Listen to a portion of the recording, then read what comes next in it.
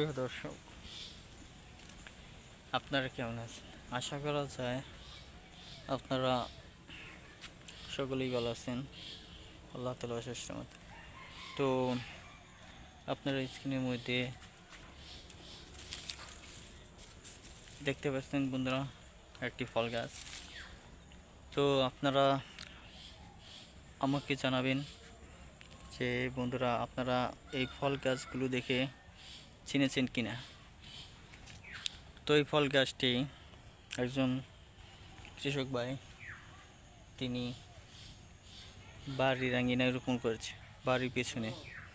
তো প্রিয় ভাই বন্ধুরা, আপনারা কি করবেন? আপনারাও বাড়ির আঙিনায় লিচু গাছ রোপণ করেন। তো অনেক মানুষ রয়েছেন যারা লিচু ফল খেতে পারেন না। তো সেজন্যই আবার অনেক মানুষ আছেন যারা টাকা দিয়ে লিচু কিনে খেতে পারেন না। তো আপনারা যদি বাড়িতে দুই একটি লিচু গাছ রোপণ করে নিন তাহলে অবশ্যই, আর যদি গাছটি বন্ধুরা নিয়মিত